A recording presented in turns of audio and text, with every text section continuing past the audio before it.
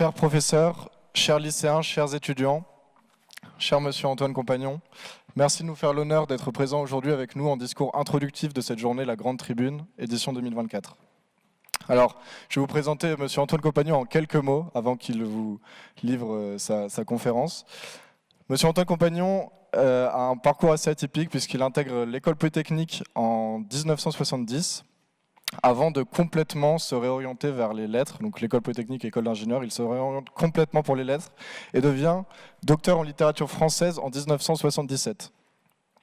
Il devient ensuite très vite enseignant, romancier, critique littéraire et enseigne dans les plus grandes universités du monde, à Londres au Royaume-Uni, à l'université de Columbia à New York, à la Sorbonne également, mais également entre 2006 et 2021, professeur au prestigieux Collège de France, ici à Paris.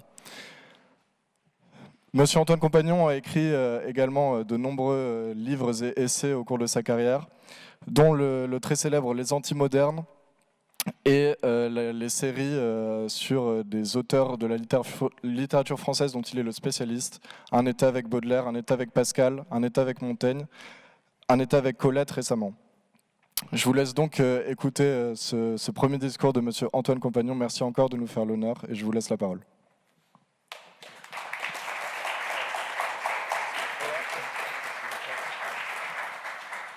Eh bien, bonjour. Je suis heureux de vous retrouver ici. J'ai longtemps enseigné dans cette Sorbonne avant d'aller au Collège de France. Et cette salle, c'est la plus belle salle de la Sorbonne. C'est la salle des soutenances de thèse. Et vous voyez exactement comment ça se passe. Le jury est là, c'est pour ça qu'il y a tous ces fauteuils. Et le candidat est dans la fosse, là. Et il s'adresse au jury, il répond aux questions du jury. Bon, votre sujet, c'est au-delà des limites. Et je voyais que dans la présentation, il y a cette phrase « Seul celui qui ose franchir les limites peut découvrir jusqu'où il peut aller ». T.S. Eliot, poète. Je viens de découvrir cette phrase et je ne suis pas tout à fait d'accord avec cette phrase. Donc c'est un petit peu ce que je vais essayer de vous dire. Quand on m'a indiqué ce sujet, au-delà des limites, dépasser les limites, je me suis dit, comment je dirais ça? Et puis c'est une phrase en anglais qui m'est venue. The sky is the limit. Sky is the limit. Il y a d'ailleurs une chanson célèbre sur ce... Non. Le ciel est la seule limite. C'est-à-dire, au fond, il n'y a pas de limite. Il n'y a pas de limite. Tout est possible. Qui veut, peut.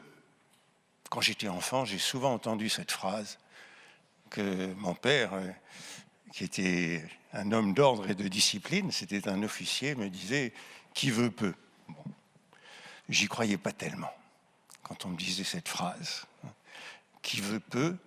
Donc c'est un peu comme ça que je voudrais réfléchir. J'ai l'impression que seul un Dieu pourrait oser dire The sky is the limit. Le ciel est la limite. Et que pour nous, humains, eh bien, il y a des limites. Et justement, ce qui est bon, c'est de connaître ces limites. Alors, j'ai dit la phrase en anglais, The sky is the limit. Maintenant, si j'essayais de traduire votre titre en latin, alors je ne sais pas s'il y en a encore beaucoup d'entre vous qui ont fait du latin, mais en latin, il y a une devise très très connue, vous allez la comprendre même si vous n'avez pas fait de latin, c'est plus ultra, plus outre, aller plus outre. C'est ça que ça veut dire en latin, au-delà des limites. Plus outre. Plus ultra. Alors, cette devise, par exemple, c'était la devise de Charles Quint. Charles Quint, c'était donc une devise guerrière, impérialiste. Peut-être que certains d'entre vous se souviennent, je ne sais pas si on lit encore, Gargantua de Rabelais, peut-être que oui, tout de même. Vous avez lu Gargantua de Rabelais à l'école, au collège. Et alors vous vous souvenez qu'il y a un personnage dans Gargantua qui s'appelle Picrocole. Picrochole, c'est l'empereur qui représente Charles Quint et qui a comme devise « plus outre ». Et tout le temps, lorsque Picrochole parle, il dit « passons outre ». Il faut aller outre. Et puis alors, en face de Picrochole, il y a Grand Gousier avec son fils Gargantua, qui eux sont les représentants du François Ier contre Charles Quint. Et donc c'est le roi pacifique qui veut le bonheur de ses sujets. Et celui qui a la devise plus outre, au-delà des limites, eh bien, qu'est-ce qui lui arrive? La catastrophe. Il perd tout. L'homme qui veut aller au-delà des limites, que ce soit le souverain ou que ce soit l'homme, il va à la catastrophe. Il n'est pas humain de dépasser les limites.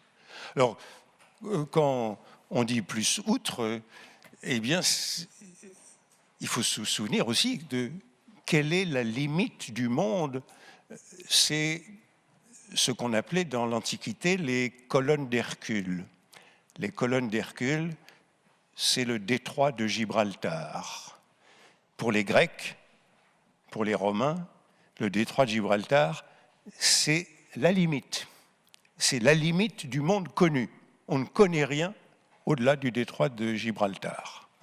Et donc, quand on dit passer outre, la devise de l'image qui va avec la devise passer outre, c'est les deux colonnes d'Hercule, comme on désigne Gibraltar.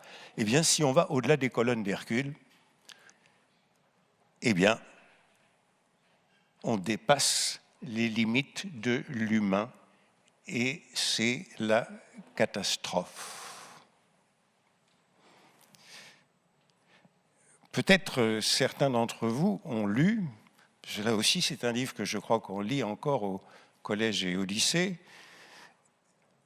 le livre de Primo Levi qui s'appelle « Si c'est un homme ». Vous avez entendu parler de ce livre, les uns et les autres? Non? Non? Personne? Personne? Si. Oui, vous le connaissez, ce livre. Bon, c'est un très beau livre. Si vous ne l'avez pas lu, je vous conseille d'aller le lire. C'est donc le récit de Primo Levi de son enfermement à Auschwitz, au camp d'extermination. Et il y a un très beau chapitre dans ce livre, je suppose que si vous le connaissez, vous l'avez lu, c'est le chapitre 11 qui s'appelle « Le chant d'Ulysse ». Et c'est le Primo Levi qui est avec un jeune détenu français qui est avec lui et qui veut apprendre l'italien. Et pour lui apprendre l'italien, il lui récite le chant 26 de l'enfer de Dante, qui est la mort d'Ulysse. Et la mort d'Ulysse, elle est liée au fait que, avec ses compagnons dans son navire, pour aller au-delà de toutes les connaissances qu'il a jusque-là, eh bien, il fait le projet de franchir les colonnes d'Hercule, de passer outre. Eh bien, passer outre, il navigue au-delà des colonnes d'Hercule et puis il rencontre finalement le Purgatoire, ce qui est une grande montagne, et une tempête qui provoque le naufrage du navire sur lequel il est avec ses compagnons. Donc, les colonnes d'Hercule, gardons ça à l'esprit, il y a des limites que nous ne pouvons pas dépasser, nous qui sommes des hommes. Et dans le livre de Primo Levi, lorsque Primo Levi raconte cette histoire à son compagnon de camp, eh bien, ils comprennent peu à peu que ce livre parle d'eux-mêmes, de leur propre expérience, de ce qu'ils sont en train de vivre dans ce camp. Alors encore un mot grec pour dire cette notion, cette recommandation de, au fond, connaître ses limites. En grec, il y a ce mot bien connu qui est le mot d'hubris. L'hubris, c'est la démesure. c'est au fond la présomption. Comment est-ce que je traduirais hubris? C'est la démesure de l'homme qui pense qu'il est plus grand qu'il n'est, qu'il peut faire plus que ce qui est dans son lot, dans son destin, et qui est donc puni lorsqu'il est victime de l'hubris. Comment est-ce qu'on traduit l'hubris? Eh bien, vous allez retrouver outre, c'est l'outrance, c'est l'outrecuidance. Très beau mot français que l'outrecuidance. Outre, cuidance, cuider.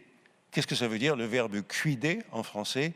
Le verbe cuider, ça vient de cogitare, cogito. Vous avez déjà entendu ce mot, cogito, cogito, cogitare en latin, ça donne cuider en français.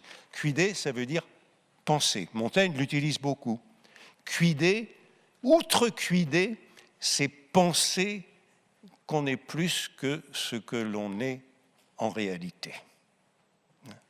Penser que l'on est plus que ce que l'on est en réalité, c'est la présomption. D'où, je dirais, ce qui est un petit peu ma recommandation et un peu mon désaccord avec le petit texte de T.S. Eliot, ou la phrase « L'important, c'est de connaître ses limites. » Alors, je pense que dans votre réflexion, ce que vous avez à dire, bon, vous êtes à un point où, en première ou en terminale, on m'a dit, les uns et les autres, donc vous avez à faire des choix, et en faisant ces choix, on venait de m'interroger là, un petit entretien sur justement le jeu entre le lot qu'on a au départ et puis la manière dont on peut améliorer ce lot. Vous connaissez le mot mérite. On parle beaucoup du mérite. Là aussi, c'est intéressant de penser à l'étymologie. Qu'est-ce que ça veut dire? Mérite, ça vient du grec, méros. Vous connaissez ce mot, vous le trouvez par exemple dans les mots polymère, isomère. Vous avez méros, le grec. Méros, qu'est-ce que c'est? Méros, c'est le lot de chacun. Pour les Grecs, on avait ces divinités qui étaient les moires, les trois moires. En latin, c'est les trois parcs. Qu'est-ce qu'elles font, les moires ou les parcs? Elles distribuent les lots. La première, elle tisse. Les Grecs se représentaient la vie de chacun comme un fil. La première, elle tisse. La seconde, elle distribue les fils aux hommes et aux femmes. Et la troisième, c'est celle qui coupe le fil. Les Grecs se représentaient la mort comme un fil qui était coupé. Les moires, les parcs. Mais vous voyez que dans cette conception, eh bien, le mérite, on n'y peut rien. Il a été distribué par les moires ou par les parcs. Chacun a son mérite. Chacun a son lot. Il n'y a aucun mérite à avoir du mérite, puisque nous ne l'avons pas décidé. Et puis, peu à peu, les choses vont évoluer, et le mérite, dans l'acception, je dirais, contemporaine, moderne, le mérite, c'est celui qui est méritant, donc c'est celui qui a fait un effort pour améliorer son lot. On trouve ça déjà dans l'Antiquité, cette idée qu'il y a une certaine liberté par rapport au mérite. Il y a le mérite et puis il y a la liberté. Le mérite, c'est ce qui vous est distribué au départ.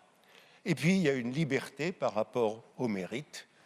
La liberté par rapport au mérite, elle consiste justement à savoir ce que l'on peut faire de mieux avec le lot qui vous a été distribué au départ. Tous les lots ne sont pas identiques, mais chaque lot peut être, disons d'une certaine façon, optimiser, faire le mieux avec le lot que l'on a au départ. Et c'est pourquoi je disais il y a un instant, il est important de savoir jusqu'où on peut aller. Il y a cette drôle d'expression en français que vous avez sans doute déjà entendue, savoir jusqu'où on peut aller trop loin. Savoir jusqu'où on peut aller trop loin. C'est une expression assez bizarre, hein. C'est une expression logiquement paradoxale. Ça veut dire quoi? Ça veut dire savoir jusqu'où on peut aller loin, mais savoir le point où l'on doit s'arrêter. Il y a un point au-delà duquel, eh bien, on est dans l'hubris, dans l'outrecuidance. Et l'outrecuidance, eh bien, toute la tradition mythologique nous apprend que eh bien, ça mène à la catastrophe. La tour de Babel, exemple de l'hubris humaine. Alors, eh bien, vous voyez, on me fait conclure. Alors, je voudrais vous citer cette phrase qui résume un peu ma pensée. C'est celle d'un peintre, Bazaine, qui disait « Il ne s'agit pas de dépasser nos limites », donc un peu contre votre thèse, mais de les remplir jusqu'à les faire éclater. Alors j'aime beaucoup cette phrase parce que ça veut dire qu'il faut vraiment aller au bout de ce qui est possible pour chacun d'entre nous. Il faut remplir ses limites sans les faire éclater. Je terminerai avec un mot de latin, excusez-moi, mais j'ai utilisé tout à l'heure la devise de Charles Quint, plus ultra, plus outre, comme une devise dangereuse. La devise qui symbolise la recommandation que je viens de faire, aller jusqu'à ses limites, vraiment le point extrême, sans faire exploser la limite. Comment ça se dit en latin? Mais c'est une expression que vous connaissez sûrement. Ça se dit nec plus ultra. Non plus outre. Le point, il faut s'arrêter, c'est le nec plus ultra. Et comme vous le savez sans doute, le nec plus ultra, dans la langue courante, dans la langue figurée, eh bien pour nous, c'est quoi? C'est la perfection. Le nec plus ultra. Il n'y a rien de mieux que le nec plus ultra de la science, le nec plus ultra du luxe, eh bien c'est le fin du fin, le comble. Donc la recommandation, c'est un peu celle-là. L'autre jour, je parlais avec mon plombier qui devait changer ma chaudière et il me recommandait une nouvelle chaudière en disant « celle-là, c'est la Rolls-Royce de la chaudière. » Ben voilà, la Rolls-Royce de la chaudière, il voulait me dire, c'est le nec plus ultra de la chaudière, c'est celle-là que je vous recommande, hein. C'est le top of the line, c'est le state of the art, c'est le meilleur dans la ligne. Voilà ce que c'est que le nec plus ultra, hein. Devenir la Rolls-Royce de la chaudière. C'est au fond la recommandation que je peux faire, c'est-à-dire trouver ce que chacun peut faire de mieux avec le lot qui lui a été distribué au départ. Les lots sont différents, mais l'important, c'est, comme je disais, de mesurer jusqu'où ne pas aller trop loin, c'est-à-dire aller à la limite au moment où, comment dire, le tissu va éclater. Le tissu va éclater, reconnaître le point où ça va exploser. Mais au fond, c'est peut-être ce que voulait dire Eliot, d'ailleurs. Hein. Celui qui ose franchir les limites peut découvrir jusqu'où il peut aller. Il ne dit pas celui qui franchit les limites. Hein. Celui qui a l'audace d'aller jusqu'à la limite et de s'y arrêter. En tout cas, c'est ma morale. Je ne sais pas si je suis allé jusqu'aux limites, Peut-être que je peux encore aller un peu plus loin. Peut-être qu'il me reste encore quelques années pour aller plus loin, pour faire exploser les limites, mais c'est, me semble-t-il, une bonne morale.